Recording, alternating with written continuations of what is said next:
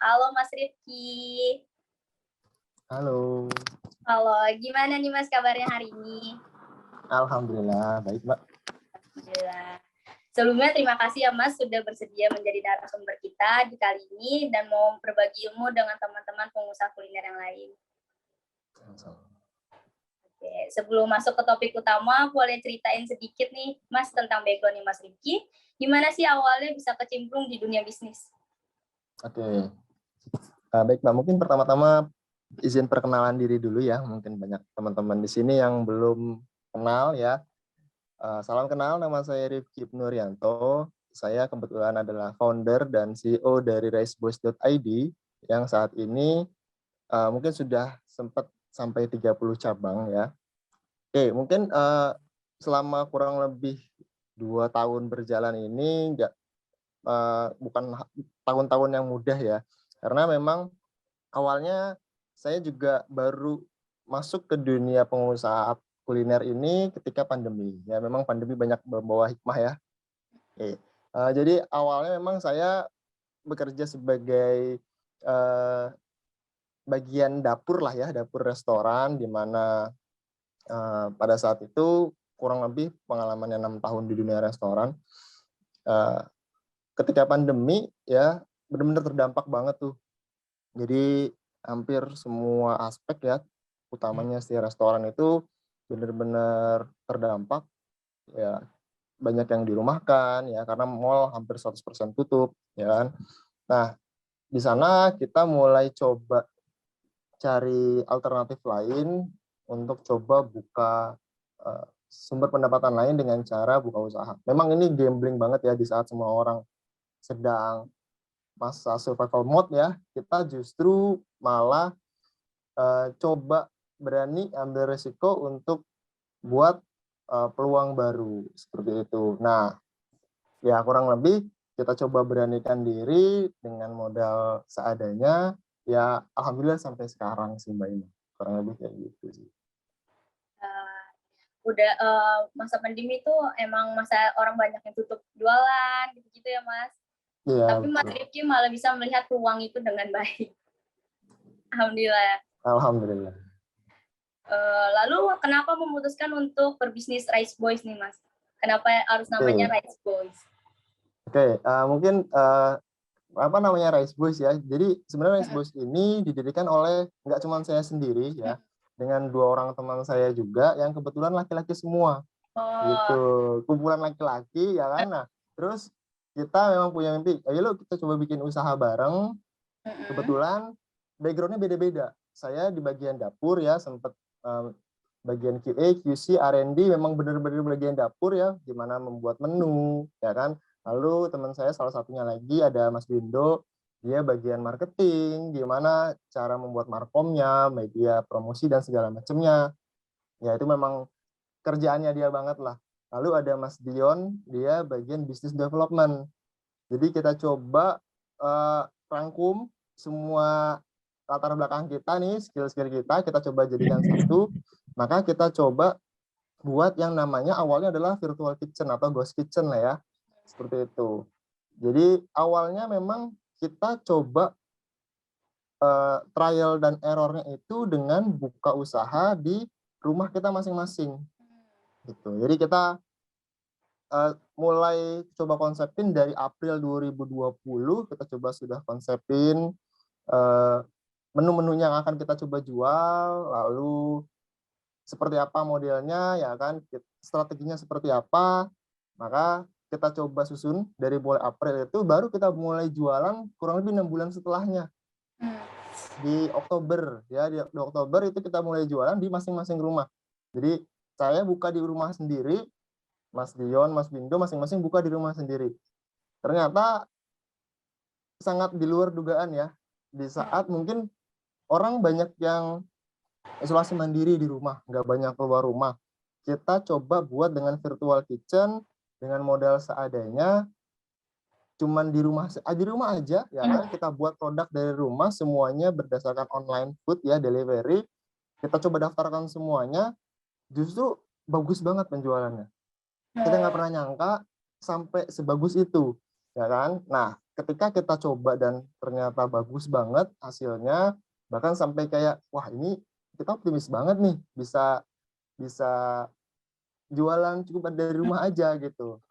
Akhirnya kita coba kasih dengan cuma-cuma ke teman-teman yang memang dirumahkan. Jadi kita memang niatnya, yaudah yuk kita coba bantuin teman-teman kita yang memang nggak punya kerjaan, yang saat itu lagi di rumah, kita tawarin juga, ajakin juga jualan dengan gratis. Kita kasih aja bahan bakunya, seperti itu.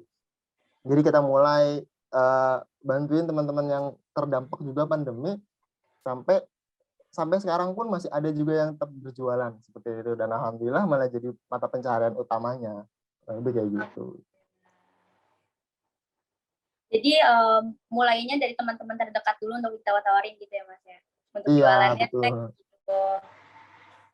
Dan apa yang membuat Rice Boys Mas Rifki ini spesial dan menarik di mata pembeli ini Mas? Oke, mungkin kita sebenarnya tagline-nya juga ya, kita tuh Rice Boys. Sebenarnya itu plesetan dari Rice Bowl ya, Rice Bowl. Yeah. Kita mau jual konsep Rice Bowl, tapi di mana pendirinya ini orang anak laki-laki semua, ya kan? Coba kita bikin aja Rice Boys gitu. Sebenarnya Rice Bowl. Nah, kita buat di mana menunya itu kalau anak muda banget lah, kekinian banget. Mungkin bisa dicek juga di Instagramnya, baru menu-menunya tuh kita coba cari-cari yang sesuatu yang baru. Jadi kayak misalnya lagi ramainya mozzarella, kita adain mozzarella, mentai kita adakan mentai, kari dan kita harus tetap kekinian lah kayak gitu. Sulit nggak sih Mas bersaing dengan makanan kekinian zaman sekarang ini? Sebenarnya sulit ya, balik lagi sih ya, semua usaha pasti punya tantangannya tersendiri gitu. Selama kita jaga kualitas kita, ya kan, kita tetap konsisten dengan apa yang kita jaga, yang kita mau bangun, insya Allah sih kita bisa melalui itulah setiap kesulitan. Alhamdulillah. Dan aku mau nanya sedikit nih Mas, kan kita kan dari outlet ke outlet gitu kan, dan Mas dari yang Mas sampaikan untuk bahan bakunya Mas langsung kirim bahan baku, itu gimana cara mempertahankan rasanya nih Mas dari setiap semua outlet ini?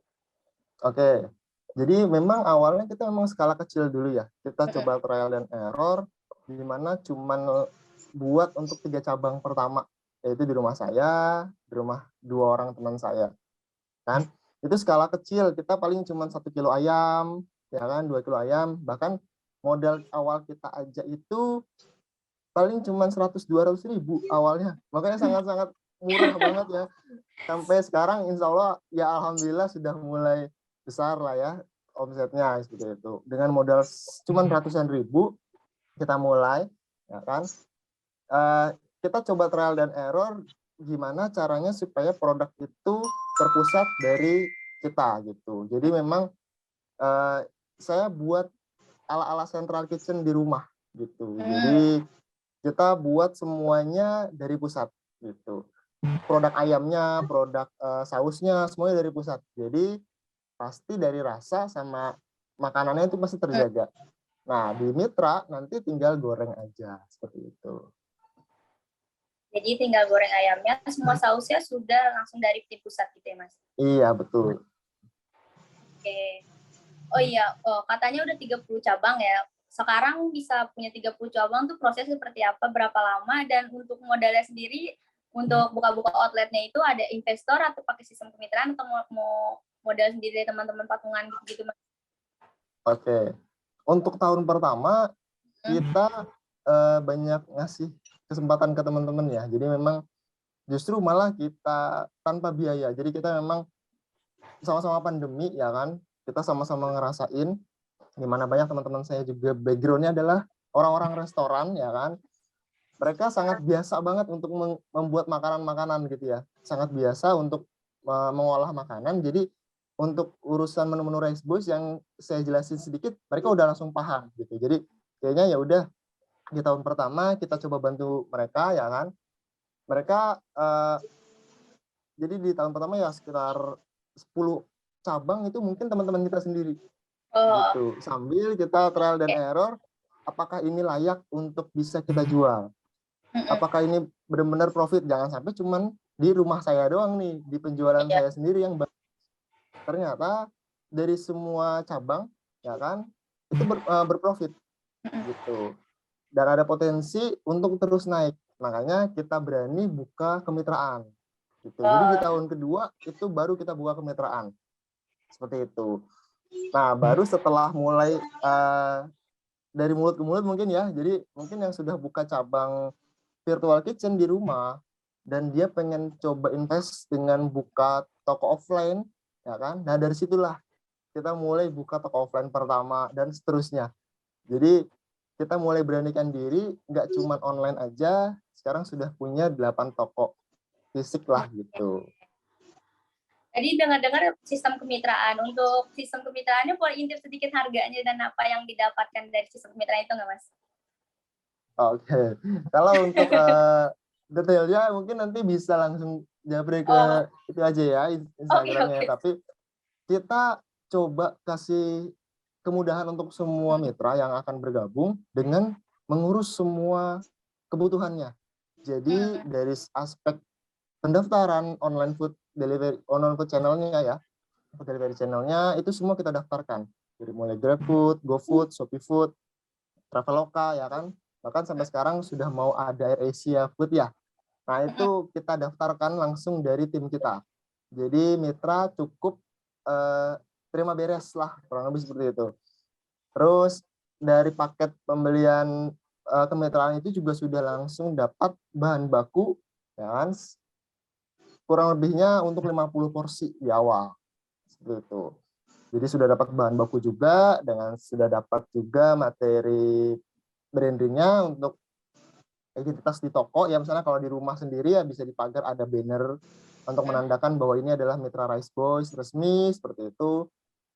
Lalu kita juga adakan fasilitas training. Training juga meliputi training soft skill, penggunaan aplikasi, ya sampai ke training masak, ya hard skill-nya, bagaimana pembuatan menunya, ya seperti itu. Lalu kita bimbing kurang lebih ya selama seminggu awal ya kita coba pantau sampai mitra ini sudah bisa dilepas sendiri, ya kan, dan sudah mulai bisa jualan. Jadi tips dan triknya semua kita kasih. Gimana sih supaya di awal-awal ini mulai dapat pembeli pertama dan seterusnya, dan bagaimana untuk menaikkan rating, ya hal-hal itu kita akan kasih semuanya gitu sih. Untuk teman-teman yang tertarik menjadi mitranya Mas Rifki bisa langsung hubungi, nanti aku kasih kontaknya lewat WhatsApp ya di grup setelah Zoom ini ya. Back to topik utama nih, gimana nih Mas siasat Mas Rifki untuk bahan baku naik di masa pandemi kemarin? Siasatnya untuk harga-harga bahan baku yang mungkin lagi naik, melonjak naik yang sangat tinggi itu waktu pandemi. Ya, baik. Mungkin kita tuh ngikutin banget proses ya dari awal ya, dimana kebutuhan bahan baku kita masih sangat sedikit, dari mulai 1 kilo, lalu mulai ayamnya mulai naik 5 kilo, lalu mulai 10 kilo, dan sampai kita sempat ke 50 kilo sehari, ya kan. Dan itu kita rasain betul gimana rasanya nyari ayam ya, nyari ayam atau nyari bahan baku dari pasar, di mana harganya sangat fluktuatif, ya kan. Sampai kita bisa nemu supplier di mana tangan pertama vendor, dan itu pasti harganya bisa kita atur supaya bisa kontrak lah, intinya seperti itu, bisa terjaga. Nah, kita benar-benar menghitung yang namanya food cost sih gitu. Jadi kita benar-benar mungkin karena saya background-nya memang bagian kayak R&D gitu ya, saya benar-benar ngitung banget food cost ini jangan sampai kita kebobolan. Jadi yang saya lakukan adalah menghitung food cost aktual. Jadi food cost itu mungkin kalau biasanya yang kita tahu semua bahan dalam satu resep kita tambahkan, ya kan, lalu jadilah food cost, kurang lebih seperti itu. Nah, saya menggunakan ada estimasi yang namanya penyusutan. Dari mana? Dari berat si ayamnya itu. Katakanlah kalau kita beli ayam 1 kilo, ya kan, itu kan nggak mungkin jadinya benar-benar persis 1 kilo ya. Pasti ada susut lemak, ada susut apapun lah ya. Nah, saya coba ambil datanya kurang lebih selama seminggu, ya kan, sampai dapat persentase susut ayam seperti apa gitu. Dan saya masukkan nilainya ke dalam food cost. Jadi range kenaikan harga bahan baku pun bisa saya tekan ketika saya dapat harga yang lebih mahal nih, misalnya naik 1.000 2.000 ya kan, itu nggak akan mempengaruhi harga bahan baku. Saya jarang naikin harga sih sebenarnya. Jadi saya estimasi dari persentase susu, persentase kenaikan harga, kayak gitu sih. Wah, menarik banget nih pembahasannya. Dan untuk teman-teman yang mau nanya-nanya, boleh banget nih ajuin pertanyaan di kolom komentar ya. Oh iya Mas, sebelumnya nih, kan mungkin teman-teman ini banyak yang masih awam gitu ya tentang food cost. Itu boleh dijelasin lebih rinci lagi nggak food cost itu apa, dan lebih trik ke cara mengelola food cost-nya gitu gimana? Perhitungan food cost-nya. Oke, mungkin saya coba sharing sedikit ya. Ya mungkin teman-teman juga ada yang udah tahu ya.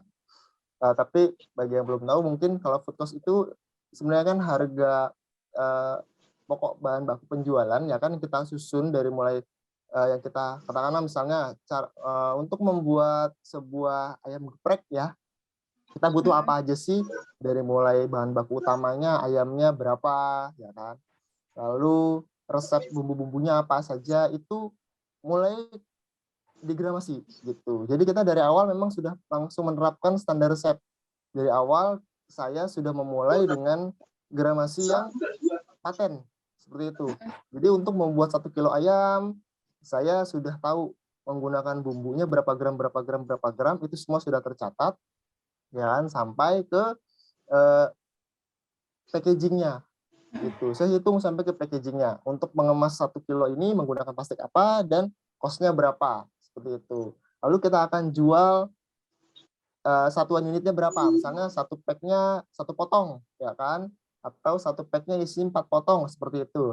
Kita tinggal bagi sih, jadi semua harga bahan baku dalam satu resep kita bagi jumlah jadi atau yield-nya, maka dapatlah food cost-nya tuh gitu.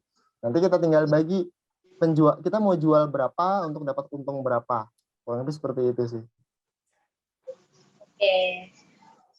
Kalau misalnya soal pembukuan food cost itu perlu nggak sih Mas setiap cabangnya harus kita di pusat ya, untuk di pusatnya sendiri, setiap food cost dari setiap cabang perlu pusatnya perhitungkan, atau kita hanya mensuplai bahan bakunya aja? Oke, untuk mitra yang baru biasanya kita akan kasih HPP juga. Jadi standar HPP. Kita punya rekomendasi harga. Jadi katakanlah kalau di online ya, kita semua seragam. Karena kita akan set semua harga di online itu sama, ya kan? Nah, tapi kalau misalnya berbicara dengan mitra yang bisa menjual offline, ya kan, entah itu untuk tetangga, untuk pesanan-pesanan di luar dari online, kita berikan tabel HPP di mana ada range harga yang kita kasih rekomendasi gitu. Jadi HPP-nya kurang lebih katakanlah untuk menu ini 10.000.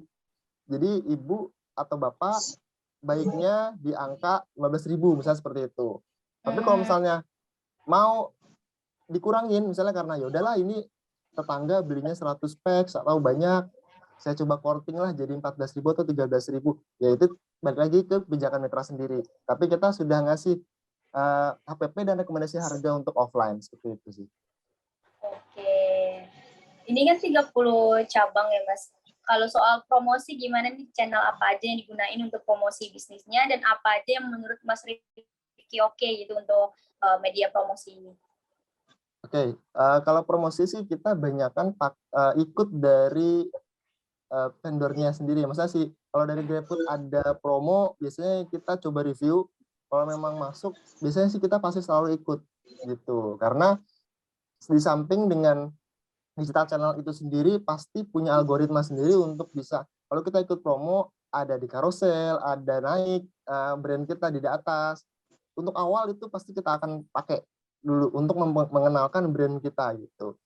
Nah, biasanya sih promo-promo yang kita ikutkan adalah promo-promo dari digital channel itu sendiri gitu. Kita coba ikut. Kalau untuk penurunan misalnya penurunan penjualan kita nih lagi turun, promosi apa nih yang menurut Mas Rizky menarik untuk kita ajukan, kita naikkan? Oke, kalau namanya penjualan turun itu kan biasanya fluktuatif ya. Pasti kita sebagai pengusaha apapun pasti ada kalanya penjualan turun. Kalau saya sih nanggepinnya ya udahlah, santai aja gitu. Nggak usah terlalu ngebakar dengan promosi terus. Yang paling penting kualitas produknya itu tetap terjaga gitu. Cuma dari saya sendiri punya strategi juga dari tim saya untuk selalu mengeluarkan menu baru dalam beberapa periode tertentu gitu. Jadi kayak dalam 3 bulan sekali kita adakan menu baru biar market juga nggak jenuh gitu. Selalu ada hal yang baru seperti itu. Oke. Selama berbisnis tentang kemitraan ini ada keluh kesahnya nggak nih, Mas? Wah, kalau kesannya banyak banget ya kalau misalnya. Makanya modal pertama untuk punya usaha sebenarnya sih gampang ya. Berani coba, ya kan? Tapi di perjalanannya kata berani coba itu punya dampak yang sangat besar gitu. Makanya kita harus benar-benar kuat mental gitu. Nah, kuat mental itu ya makanya saya bisa bilang ketika sales turun saya biasa aja, mungkin kemarin-kemarin mas saya nggak bisa biasa aja gitu. Jadi harus siap di mana ketika sales naik pasti akan ada kalanya turun seperti itu. Di mana turnover juga pasti akan ada yang namanya karyawan pasti ada yang keluar masuk seperti itu. Paling saya mencoba untuk selalu menikmati prosesnya aja sih gitu. Karena saya mulai dari awal di mana semuanya saya dan berdua teman saya ini yang melakukan semuanya dari awal, semuanya dilakukan bertiga aja sampai sekarang sudah punya tim tersendiri yang ngurusin banyak pekerjaan yang lain ya, yang lebih detail, ya kan. Nah, saya coba setiap proses dari bertumbuhnya Rice Boss, saya nikmatin sih setiap prosesnya. Oke, kebetulan nih Mas ada pertanyaan dari Indra Budiman. Halo, saya mau tanya untuk tips cabang-cabang baru biar bisa lebih dikenal lingkungan oleh outlet baru. Bagaimana selain buat promo? Terima kasih. Oke. Wah, pertanyaannya bagus banget nih ya. Memang pasti kalau untuk cabang baru yang kita rasakan memang agak struggle di awal ya. Jadi di seminggu pertama, 2 minggu pertama mungkin bisa jadi belum ada orderan tuh. Gitu. Tapi itu wajar, hal itu wajar karena brand kita baru, belum dikenal ya kan. Saya selalu kasih motivasi juga ke mitra-mitra saya gitu bahwa hal ini sangat wajar kalau seminggu pertama nggak ada orderan gitu. Tapi kita tetap berusaha gitu. Berusahanya apa? Yang pertama, mengoptimalkan algoritma dari si digital channel tersebut. Jadi saya sarankan bahwa setiap mitra itu wajib untuk selalu buka dan tutup sesuai dengan jam operasional. Gitu, selalu konsisten. Gitu ya. Jadi untuk pertama yang paling penting adalah mitra itu harus tetap konsisten. Buka sesuai jam buka, tutup selalu sesuai jam tutup. Itu untuk naikin algoritma aja biar selalu ini oke selalu buka seperti itu. Kalau tips dan trik yang lain kita biasanya juga kasih seperti video atau foto-foto yang bisa dijadikan sebagai status WhatsApp untuk mitra-mitra itu bisa posting di sosial media mereka untuk bisa promosiin ke orang-orang terdekat seperti itu. Jadi biasanya kita mulai dengan orang-orang terdekat dulu. Kalau misalnya memang dari secara online, secara organik itu biasanya butuh waktu yang lama. Kita bisa arahkan dengan tetangga-tetangga atau teman-teman terdekat. Kalau mau order daripada offline, coba deh via GrabFood, via GoFood, via ShopeeFood kan ada potongan, ada diskon dan segala macam. Biasanya lebih tertarik tuh, iya ada cashback, ada diskon. Jadi diarahkan ke digital channel kita kayak gitu. Medianya ya kita berikan juga dari mulai foto, video ya kan. Seperti itu sih. Oke, dan ada pertanyaan lagi nih Mas dari Ramade. Apakah tempat juga berpengaruh ya Kak untuk berbisnis kuliner? Ya. Offline, maaf. Oke. Memang kalau dalam dunia bisnis kuliner biasanya tempat menentukan prestasi ya. Itu benar banget sih. Karena tim saya ya Mas Dian itu orang busdev juga, dia sangat prioritasin tempat. Makanya setiap ada investor yang mau buka toko offline harus kita yang cari tempatnya, harus tim kita yang mencari lokasi yang memang menurut penilaian kita itu bagus gitu. Jadi kita pun bahkan sampai merekomendasi tempat-tempat yang kita anggap itu baik gitu. Jadi nggak mitra sendiri yang nyari gitu ya. Kalaupun mitra boleh nyari atau investor mau nyari, kita selalu survei dulu. Gitu. Kita akan survei kira-kira potensinya seperti apa. Nah, ketika memang bagus, ya kan, itu bisa kita coba lanjutkan gitu ya. Tapi ada pengalaman unik juga sih. Kita pernah sempat agak pesimis ya dengan satu tempat. Itu di Cikarang. Kita punya cabang di apartemen Riverview Cikarang ya. Nah, itu secara tempat kalau menurut pandangan kita ya, itu enggak banget. Kayaknya ini terlalu jauh dari lokasi lingkungan penduduk ya kan, karena itu memang apartemen di mana lokasinya sangat jauh dari pemukiman ya kan. Nah, kita agak sempat pesimis, tapi karena si investor ini ngerasa, oh ini tempat saya, coba aja buka, nggak ada masalah. Ternyata termasuk yang bagus penjualannya, gitu. Jadi sebenarnya balik lagi ya, karena rezeki sih udah ada yang ngatur ya, gitu. Cuman kita berupaya untuk ngasih insight ke setiap investor bahwa menurut penilaian kita, ini bagus, ini tidak. Tapi kalaupun investor ini kayak yang punya tempat ini seperti ngerasa nggak apa-apa, coba aja jalan dulu.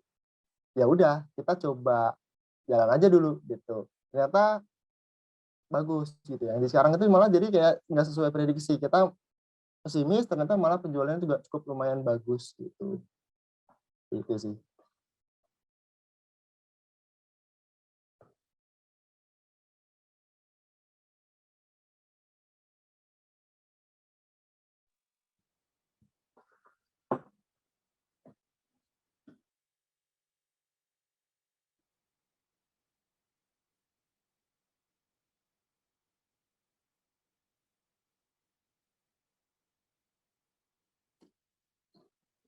Gimana Mbak Ima?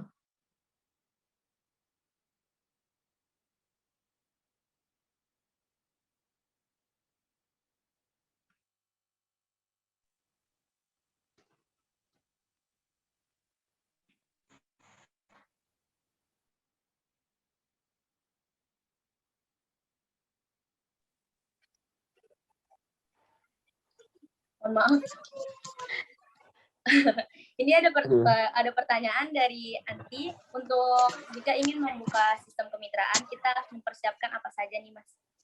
Nah, ini sebenarnya sudah dijelaskan ya sama Mas Agus kemarin ya terkait training kemitraan ya. Sebenarnya itu udah benar-benar isinya padat banget dan benar-benar sudah melingkupi semua jawabannya. Mungkin saya coba share juga ya.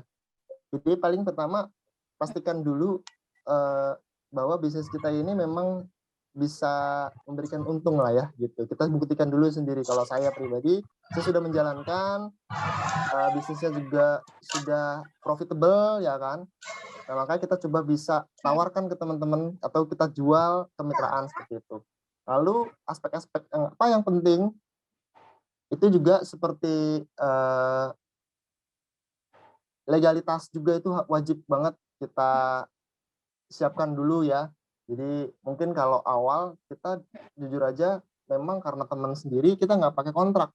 Karena memang ini kenal teman ya kan. Tapi setelah sudah mitranya sudah di luar lingkup dari perkenalan atau pertemanan ya kan, itu sudah kita mulai jalankan yang namanya kontrak ya kan. Jadi ada surat kontrak bahwa mitra harus beli bahan baku semua di kita dan segala macam perjanjian ya kan. Lalu legalitas yang lain seperti haki dan segala macam, kurang lebih sih seperti itu ya. Mohon maaf nih Mas Riki, ada pertanyaan lagi soal kemitraan dari Raka. Izin bertanya, strategi dan cara menarik peminat calon mitra, padahal paket kemitraan kita dimsum receh 1.000 yang terbilang harganya di bawah rata, tapi agak sulit mendapatkan kemitraan yang serius. Sampai saat ini baru ada 1 mitra yang bergabung. Ini siasat untuk mencari mitra yang baik tuh gimana nih Mas, menurut Mas Rifki? Untuk Mas Raka? Oke. Memang mencari mitra itu susah-susah gampang ya. Saya juga mengalami. Ya, tapi mungkin hampir apa ya, kayak kalau kita benar-benar pure selalu mencari mitra, kayaknya enggak juga gitu. Mungkin di awal-awal kayak itu ngalir aja gitu. Tujuan saya memang bukan untuk memperbanyak mitra sih, karena kita sempat ada di 40 cabang loh Mbak sebenarnya. Sampai kita pernah buka di Bandung juga ya kan. Oh, Dan itu sampai kita kewalahan. Waduh, ini kok kayaknya nggak bagus ya. Kayak kita tuh kewalahan sendiri. Karena memang balik lagi sebenarnya yang paling baik adalah perkembangan dengan kesiapan usaha itu berjalan lurus, ya kan. Nah, kita kemarin sempat ada di posisi pertumbuhan kita tuh sangat cepat, tapi back office-nya tuh nggak nampung gitu. Jadi kita keteteran seperti itu. Nah, iya. saya justru lebih lebih menyarankan kayaknya lebih enak perlahan aja, tapi kita perbaikin sistem kita, ya kan, jaga kualitas, nanti lambat laun pasti akan ada yang memang mulai tertarik dengan bisnis kita gitu sih. Jangan terlalu terburu-buru, kita mau 50 cabang, ya boleh aja, cuman kayaknya lebih baik kita benahi dulu apa yang di sistem operasional kita sampai benar-benar bisa autopilot lah ya, katakanlah seperti itu. Dari mulai resep, produksi sudah mulai bisa eh, ngegas berapa kilo sehari, ya kan, sudah mulai bisa ditinggal, distribusi sudah mulai nggak keteteran, sudah ada alternatif-alternatif pilihan lain untuk pengiriman bahan baku, logistik juga sudah mulai settle.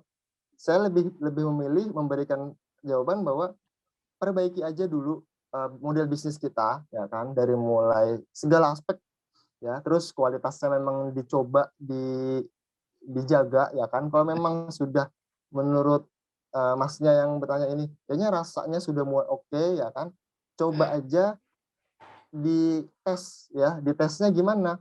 Coba dikirim ke banyak orang, coba dirasa kayak coba beraniin untuk coba kayak kirim ke food blogger ya kan, atau ke selebgram untuk minta review jujurnya, testimoni jujurnya. Kira-kira produk kita itu seperti apa sih dinilai sama orang gitu. Oke. Karena kalau kita ngerasain sendiri, mungkin saya lo ngerasa, oh produk saya enak, belum tentu orang lain ngerasain produk kita tuh enak, seperti itu. Jadi nggak apa-apa, semakin banyak orang yang memberikan testimoni secara jujur, kayaknya itu untuk lebih baik untuk perkembangan bisnis kita ke depannya. Kita akan terus apa ya, kayak improve lagi, apa sih yang kurang seperti itu. Nanti mitra pada akhirnya akan datang sendiri sih, gitu. Melihat dari apa yang kita sudah perjuangkan lah, kurang lebih seperti itu. Oke, dan untuk teman-teman yang masih penasaran soal kemitraan ini, kita di Pengusaha Kuliner juga ada kelas untuk kelas kemitraan ya, bisa langsung join aja. Yang penasaran bisa langsung chat admin kita lewat WhatsApp. Oke, Mas, aku ada pertanyaan nih, untuk jumlah tim manajemen sekarang ada berapa orang ya, Mas? Oke, untuk CEO kita ya bertiga ya, dari founder dan CEO juga bertiga. Lalu tim pusat sendiri aja itu ada sekitar 6 orang, 5-6 orang, ya kan? Itu tim pusat aja udah. Paling segitu aja sih kalau untuk tim manajemennya ya, misalnya untuk pusatnya seperti itu. Sisanya adalah karyawan outlet. Boleh intip sedikit nggak nih, Mas, soal sistem gaji atau pembagian hasil dari profitnya? Oke, itu sih paling disesuaikan aja sama skala bisnisnya ya gitu. Jadi nggak perlu muluk-muluk sampai harus UMR gitu. Itu semua balik dari skalanya dulu gitu. Maka kalau saya sendiri pribadi lebih memilih untuk urusan kayak karyawan ya kan, dimulai dari circle terdekat gitu, kayak tetangga-tetangga atau orang-orang yang memang kita kenal dan itu eh, putus sekolah atau apa baik, tapi dia mau kerja, mau usaha. Saya nggak melihat dari background pendidikan, tapi lebih ke kemauannya aja dulu. Kalau memang dia masih muda dan dia punya kemauan untuk terus belajar, ya kan, ya kenapa enggak gitu. Jadi saya selalu terbuka sih gitu. Jadi nggak perlu mandang dari pendidikan, tapi lihat dari kegigihannya dia, kemauan dia untuk belajar, ya kan, seperti itu. Nah untuk gaji silakan disesuaikan dengan skala bisnisnya sendiri gitu. Oke, itu bisa diomongkan baik-baik untuk calon-calon mitra kita juga ya, Mas. Cara perjanjiannya seperti apa gitu. Iya. Oke, ini ada pertanyaan dari Ibrahim Aji. Omset tiap cabangnya paling tinggi berapa nih, Mas? Oke, wah, udah mulai buka dapur ya. Oke. Iya. Sebenarnya kalau untuk omset cabang ya, itu pasti fluktuatif ya, fluktuatif. Nah, per cabang itu mungkin rata-ratanya di sekitar 20 sampai 35 jutaan kali ya. Itu. Pasti seperti itu. Itu cukup tinggi ya. Alhamdulillah. Oke, Mas. Lanjut pertanyaan dari teman kita yang bernama Erwan. Untuk penentuan studi kelayakan tempat, bagaimana cara pengamatannya, Kak? Poin apa saja untuk penentuan perkiraan perharian? Oke, baik. Ini sih sebenarnya lebih ke teman saya yang harusnya jawab ya, tapi saya coba wakili ya kan, karena kebetulan nggak bisa hadir juga. Jadi kalau untuk mencari tempat itu, kita coba dari, kalau kita buka lokasinya, kita coba buka Maps aja. Lihat circle-nya, kira-kira di surrounding 1 sampai 3 kilometer itu apa sih gitu. Paling bagus kalau misalnya pemukiman padat, ya kan, terus atau ada sekolahan atau ada kantor, ya kan. Nah, hal-hal itu yang jadi penentu biasanya.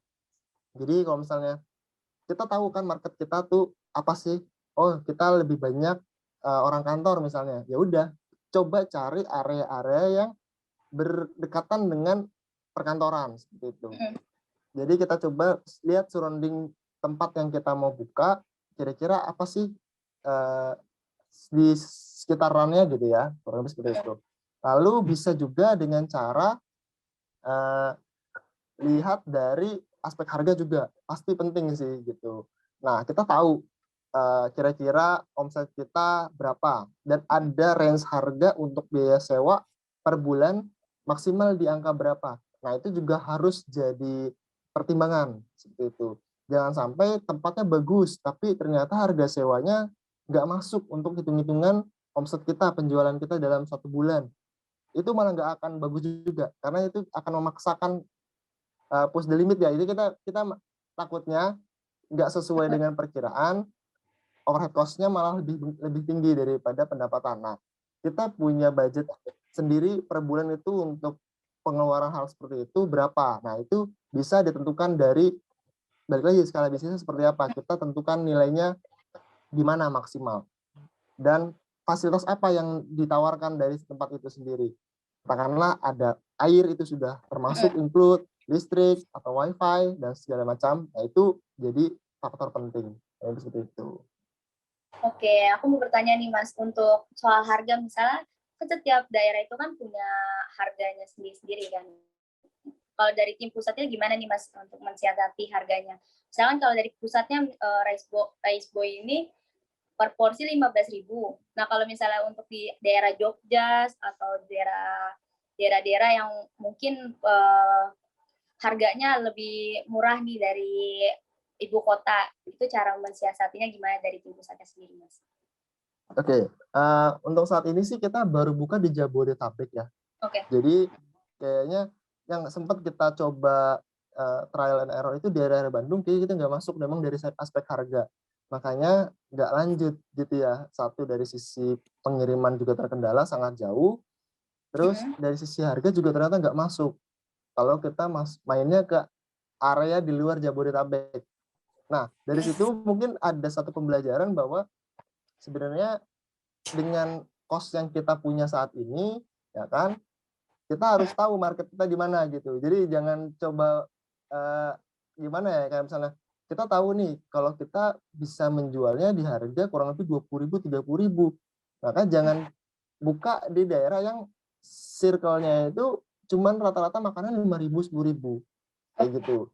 Saya mencoba untuk cari posisi marketnya sih di mana seperti itu. Nah, kita ini memberi kalau Rasbo sendiri ya, itu karena harganya dari pusat, HPP-nya juga itu nasional. Di sini biar kata seperti terpusat lah, sentralisasi. HPP-nya seperti ini. Jadi harganya pun seragam gitu. Itu kan di luar offline ya. Kalau di luar offline itu balik lagi kebijakan mitra masing-masing. Seperti itu sih kurang lebih. Kalau dari tim pusat sendiri ada sistem manajemen khusus nggak Mas untuk pencarian karyawan untuk setiap cabangnya? kalau untuk pencarian karyawan ya kan, itu sih balik lagi, kita masing-masing bisa dari 3 CEO ini kita masing-masing bisa, hire juga gitu. Jadi kita karena belum ada HRD gitu ya, kita masih backup gitu. Ya udah masing-masing dari kita masih bisa interview juga ya kan, buat laporan juga. Jadi kayak gitu-gitu sih. Itu masih masih kita kerjakan sendiri untuk mencari karyawan seperti itu. Oke, ini ada pertanyaan. Mas, saya kan jualan somai. Sampai saat ini berjalan lancar, alhamdulillah. Kira-kira kalau ada orang luar ikut jualan di kota asalnya, gimana cara mensiasati bahannya? Bagaimana? Coba mau ulang tadi sempat ke-skip ada yang nge-chat. Oke, Mas, saya kan jualan somai. Mhm. Sampai saat ini berjalan lancar. Kira-kira kalau ada orang yang orang luar yang ikut jualan di kota asalnya, cara siasati bahannya bagaimana ya, Mas?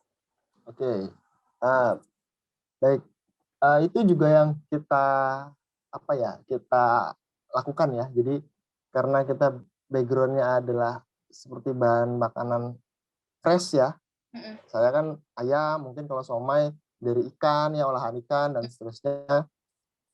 Kita coba trial and error dulu dari produk kita sendiri, gitu. Oke. Daya tahannya sampai sekuat apa sih, gitu. Mungkin karena background saya R&D, QA, QE sih, jadi saya mungkin, oh iya saya langsung langsung dari awal starting-nya langsung ke arah sana. Oh iya, semuanya harus dengan resep, semuanya harus ada standar penyimpanan, meskipun ala rumahan ya, beda dengan perusahaan-perusahaan besar. Tapi minimal prinsip-prinsip itu dijalankan, kayak gitu. Nah, saya coba ukur daya simpan produk saya tuh berapa lama sih sampai saya bisa memberikan garansi ke mitra.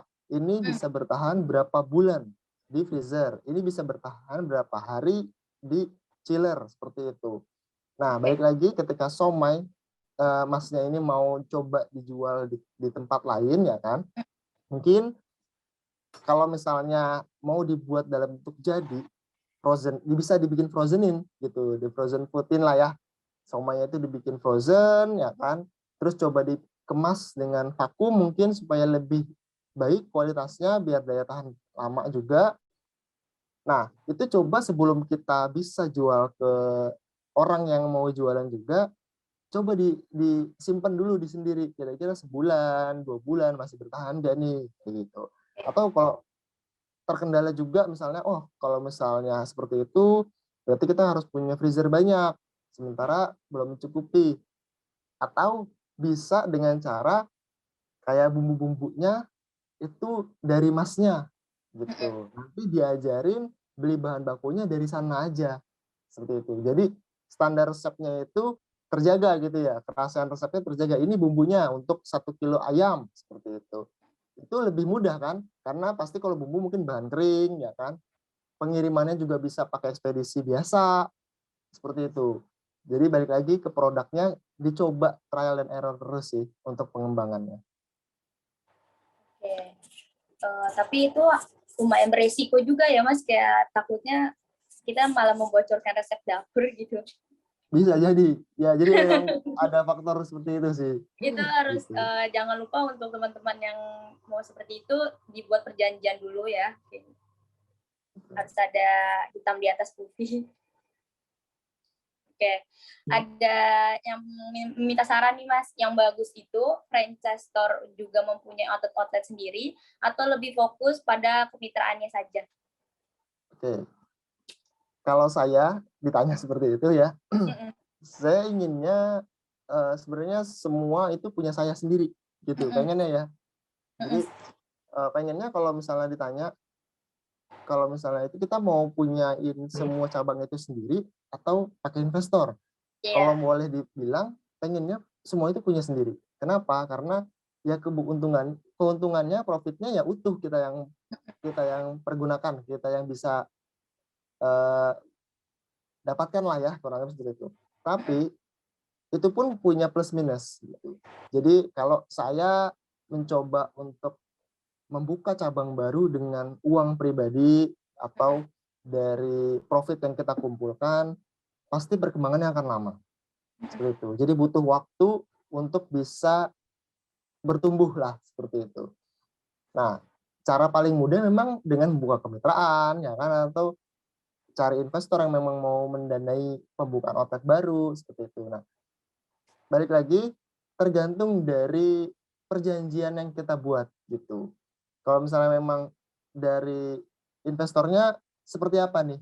Kalau misalnya investornya ini adalah investor yang pasif, ya kan, cuman store uang, lalu terima beres, kita yang kelola, itu lebih baik. Saya lebih senang seperti itu. Jadi investor yang pasif aja gitu. Ya udah, tinggal store uang, semuanya kita kelola. Yang penting laporan itu transparan ya, benar, sesuai.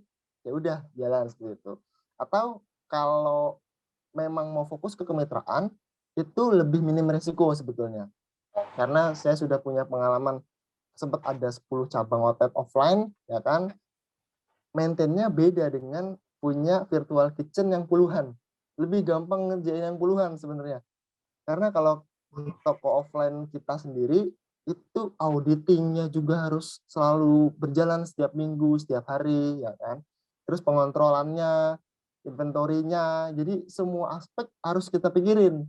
Sementara kalau mitra virtual kitchen, itu lebih minim, apa ya, minim treatment lah, seperti itu. Tinggal kita kasih surat perjanjian, ya sudah, semua bahan baku beli di kita, selesai gitu. Kalau mereka butuh, kita tinggal follow up, butuhnya apa, kita tinggal bantu kebutuhannya apa, seperti itu aja. Jadi balik lagi kesiapannya dulu. Kalau misalnya memang paling enak, usaha sendiri, punya sendiri gitu. Kalau mau cepat berkembang, tapi dengan minim risiko, coba dibuat kebutuhannya dasarnya apa untuk buka kemitraan, lalu coba buka aja kemitraan, seperti itu.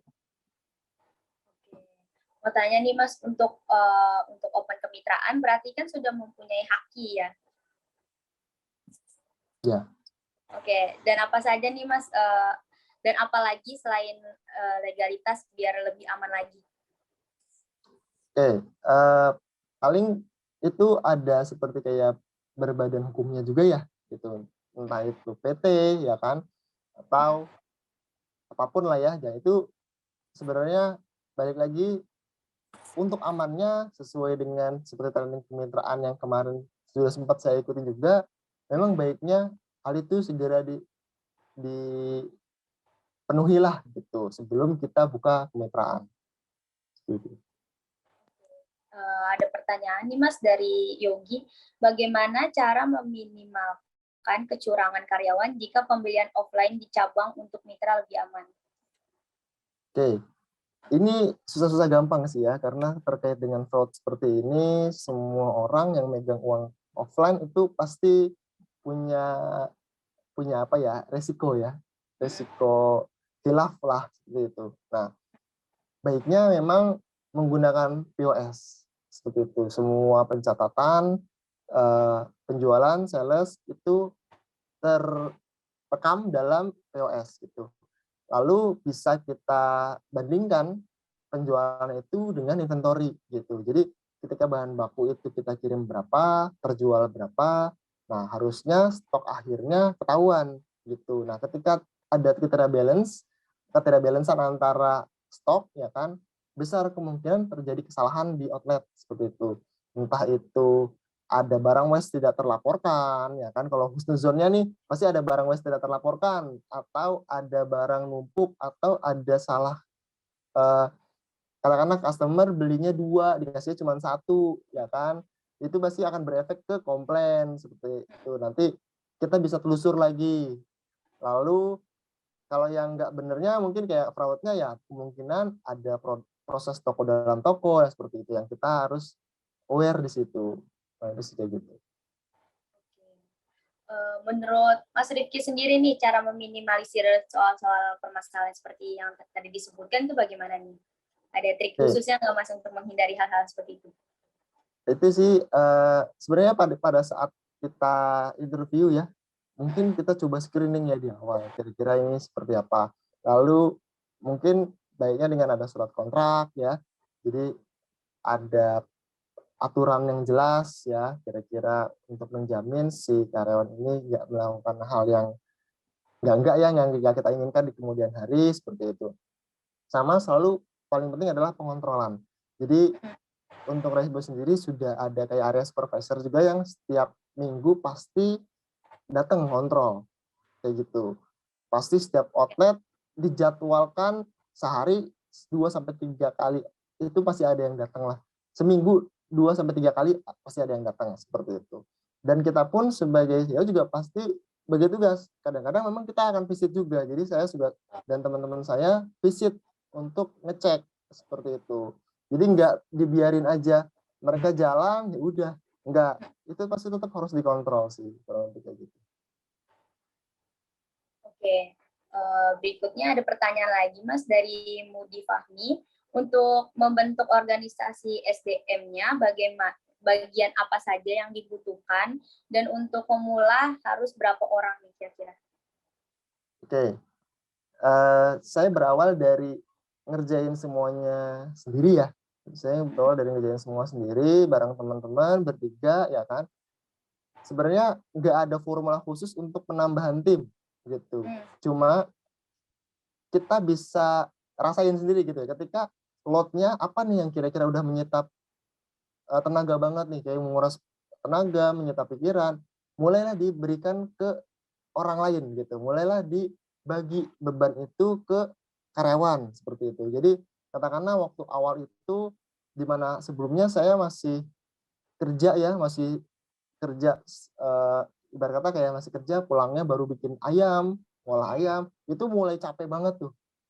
Nah, ketika lautnya sudah mulai naik, ya kan, dari mulai 1 kilo ke 5 kilo ke 10 kilo, itu udah nggak bisa kita kerjain bertiga aja. Nah, disitulah kita mulai tambahkan karyawan sesuai dengan posisi yang kira-kira memang udah mulai dibutuhkan. Seperti itu aja. Ya, katakanlah awal-awal kayaknya kita butuh produksi, ya udah masukin produksi dulu. Ya kan, kita seleksi kira-kira siapa yang layak gitu ya, siapa yang mau, siapa yang bisa ngikutin prosedur cara kerja kita seperti itu. Nah, nanti makin makin berkembang dan bertumbuhnya usaha itu pasti mulai nambah tuh posisi-posisinya. Kayak yang mulai ada gudang, ya kan, mulai ada admin, ya kan, mulai ada accounting dan seterusnya. Nah, itu tuh mulai mulai itu biarin aja sampai kira-kira kita sendiri udah nggak bisa handle. Oh iya nih kita butuh orang lagi tambahin. Ya udah tambah. Seterusnya kayak gitu aja sih. Di mana proses kerja itu sudah mulai memberatkan atau membebankan kita, berarti sudah saatnya itu mulai dibagi kayak gitu. Jadi sesuai kebutuhan aja ya teman-teman. Ketika sudah dibutuhkan, baru bisa kita memulai untuk mencari orang untuk membantu. Ya. Oke, untuk ada pertanyaan nih Mas dari Indra. Cara urus hakinya tuh bagaimana ya? Apa harus pakai calo? Aduh, jangan pakai calo ya teman-teman. Sebenarnya gampang banget sih sebenarnya itu. Urus haki itu sebenarnya gampang ya. Asal mau baca, mau coba searching bisa kok sendiri gitu. Karena kalau memang teman-teman mau cara singkat, shortcut dan punya uangnya, silakan gitu, silakan aja gitu ya. Mau pakai calo ataupun ada yang ngurusin ya monggo gitu. Cuman ada baiknya usaha yang kita buat sendiri gitu ya, coba dipelajarin juga gitu cara-caranya dari mulai gimana sih haki itu ya kan pembagiannya, entah ada merek dagang, merek jasa ya kan. Kalau kita nggak bikin sendiri kayaknya kita jadi nggak paham, main terima-terima beres bisa jadi itu nggak benar gitu ya. Nah hal itu sih kayaknya coba aja dipelajarin, kayaknya itu gampang kok. Karena di websitenya juga ada panduan, ada videonya, ada panduan dalam bentuk kayak bisa kita baca sendiri PDF-nya seperti itu. Dan lebih murah biayanya. Gitu. Lebih murah dan teman-teman juga mendapatkan ilmu baru nih. Betul.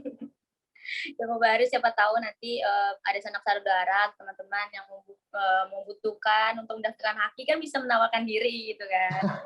Jadi berguna juga gitu untuk teman-teman. Untuk haki ini mungkin bisa kita omongin di grup pengusaha kuliner. Mungkin nanti ada teman-teman yang ingin memberikan info bagaimana atau linknya bisa langsung nanti kita omongin di grup pengusaha kuliner ID ya. Oke Mas, ada pertanyaan nih, bagaimana cara cari karyawan supaya bisa dipercaya dan nggak keluar masuk? Oke. Dari Mas Angga. Sebenarnya itu eh, ya wajar ya, sebenarnya karyawan itu turnover itu pasti ada lah dalam setiap usaha ya. Bahkan seperusahaan bonafit pun yang paling keren pun pasti ada keluar masuknya gitu. Apalagi kita nih yang baru mulai usaha ya kan, mungkin gajinya juga belum terlalu bagus seperti perusahaan-perusahaan besar ya kan. Nah, kalau saya sih tips dan triknya adalah carilah orang yang mau kerja dulu itu. Jadi kalau saya sendiri punya prinsip, kalau dia punya pendidikan tinggi tapi dari awal udah mulai maunya gaji segini segala macam, saya nggak akan ambil gitu. Tapi saya akan ambil orang yang saya emang mau kerja mas, saya mau siap bantuin. Oh ya udah, justru ketekunan itu, keuletan itu yang kita harus cari gitu. Jangan apa-apa udah kayak ngerasa gelasnya penuh. Padahal ya kalau misalnya ibarat kata ngomongin masalah pengalaman, mungkin ada banyak loh orang yang punya pengalaman lebih seperti itu. Tapi di dunia yang baru seperti kayak F&B atau bisnis-bisnis yang teman-teman jalanin, pasti setiap karyawan itu baru belajar lagi seperti itu. Dan nggak mungkin orang langsung masuk langsung jago gitu. Nah, itu yang kita cari. Terus attitude juga penting. Jadi kalau misalnya dari awal udah langsung bisa di screening tuh. Kalau kita buka loker, kalau yang misalnya nih, kalau misalnya ada yang langsung seperti kayak di akun jual beli, misalnya masih ada nggak, wah itu udah pasti nggak diproses tuh. Minimal ada tata krama attitude-nya. Iya. Assalamualaikum, selamat pagi, ya kan. Terus sopan santunnya ada. Nah itu yang kita coba screening dari awal. Lalu pada saat interview juga kita coba apa ya? Coba kita screening juga lah. Kira-kira ini kepribadiannya seperti apa, orangnya seperti apa. Kalau saya sendiri selalu memberikan pertanyaan-pertanyaan yang kayak studi kasus. Kalau kayak gini gimana? Apa yang akan diambil? Keputusannya seperti apa? Kayak gitu aja sih paling. Oke, karakter. Selebihnya, iya selebihnya tinggal di ya paling kontrak ya seperti itu. Oke. Oke, pembentukan karakter dalam pemilihan karyawan juga sangat penting ya teman-teman. Oke, Mas, mohon maaf nih Mas Rifki, ada pertanyaan dari Rahmade. Saya izin Apa? minum ya. Oke. Sambil aku bacakan ya, Mas. Boleh, boleh. Oke. Apakah penggunaan influencer dan food vlogger feedback-nya ke kita bagus ya, Kak? Oke. Oh, iya. Jawabannya nggak selalu sih. Gitu. Iya. Itu yang kita jalankan di Instagram kita. Instagram kita ini bisa dibilang organik ya. Kita mainnya cuman kayak sering ya kontak-kontakan sama influencer seperti itu. Kita coba kirim produk, ya kan? Urusan dibalas nggak dibalas, ya udah. Urusan diposting nggak diposting itu bukan urusan kita. Intinya kita coba jalin aja seperti itu. Nah, nggak melulu bagus, ya kan? Tergantung juga engagement dari setiap influencer sendiri dan apakah cocok dengan market produk kita seperti itu. Nah, kita juga harus nentuin tuh posisi kita tuh di mana. Kalau misalnya produk kita bagusnya untuk anak-anak ya atau ibu-ibu yang sudah punya anak ya kan, makanan kita cocok untuk di kayak anak-anak lah ya kayak gitu. Nah, kita coba cari influencer yang memang sesuai gitu. Jadi bukannya cari yang malah mas-mas atau ya balik lagi semuanya disesuaikan aja dengan marketnya kita. Kalau misalnya memang kita adalah jualan yang memang untuk olahraga, maka cari influencer-influencer yang terkait dengan kebugaran, fitness, dan sebagainya. Kalau memang kita keluarga, ya coba cari influencer yang memang keluarga. Atau kalau memang produknya kecantikan, ya memang coba cari yang ke sana gitu. Ya plus minus pasti ada efek ya kan, tapi nggak selalu, nggak bisa kita harapkan juga sih. Jadi kita usaha aja, nanti hasilnya nanti gimana nantilah gitu. Oke, dari Mas Rifki sendiri nih, ada trik khusus nggak untuk menentukan ingin kerjasama dengan food vlogger gitu, Mas? Untuk memilih food vlogger yang sekiranya cocok nih untuk kita, feedback-nya dan lain-lain. Tidak ada trik khusus yang nggak nih Mas untuk menentukan hal-hal seperti itu? Oh ya, kalau kita sih sebenarnya coba menyasar ke semua, Mm, eee, itu ya. Jadi kalau misalnya food blogger juga beberapa yang memang sudah ada yang kenal banget sama kita dan memang bagus gitu, responnya gitu. Makanya sampai sekarang juga masih kontak-kontakan ya kan sama tim kita gitu.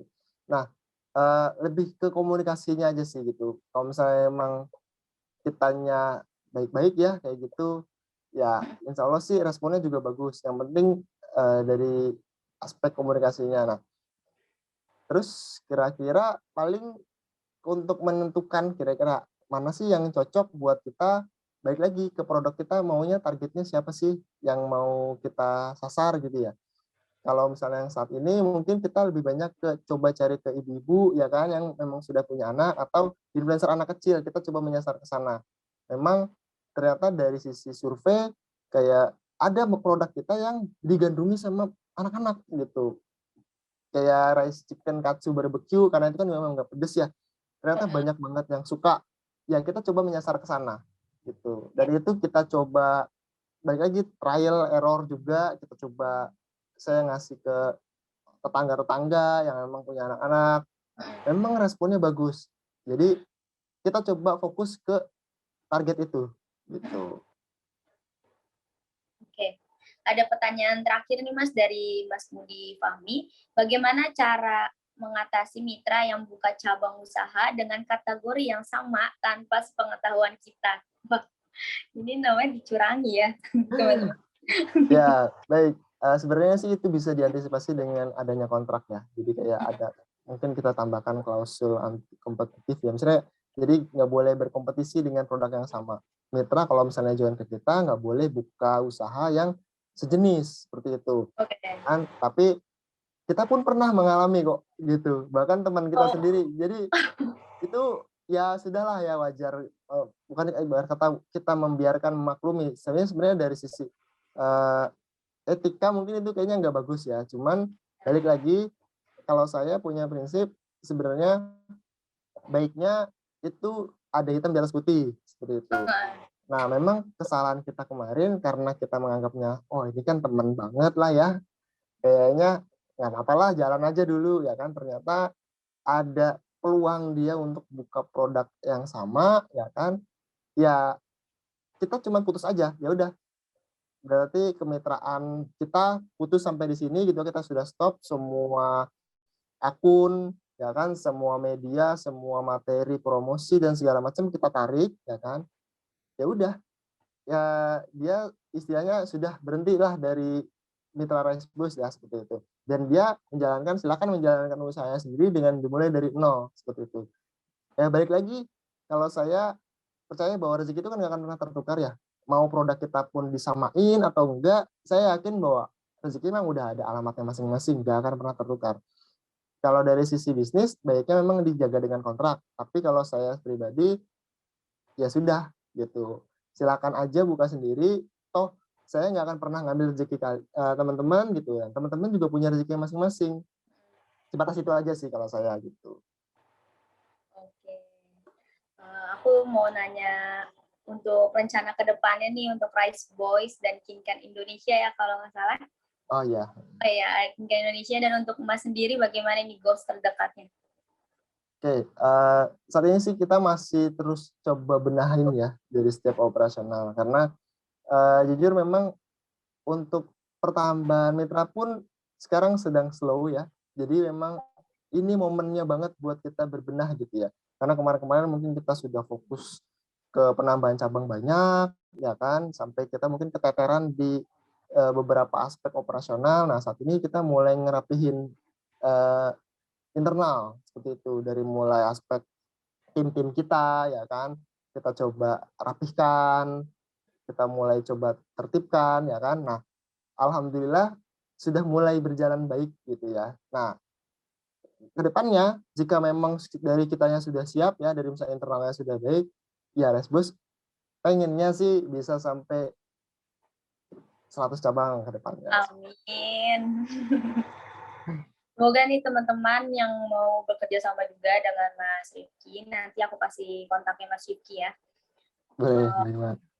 Oke, untuk karena hari sudah cukup malam, aku akhiri untuk ospek kali ini ya teman-teman. Oke, sebelum ospek ini berakhir, aku mau ngajak teman-teman semua untuk foto bersama. Silakan teman-teman untuk menyalakan kameranya ya. Lalu nanti aku hitung untuk foto bersamanya. Oke, sambil menunggu teman-teman untuk membuka kamera nih, Mas, aku ada satu lagi pertanyaan terakhir. Boleh. Ada pesan untuk pengusaha kuliner yang lain gak nih, Mas, supaya bisa sukses seperti Mas Rizky?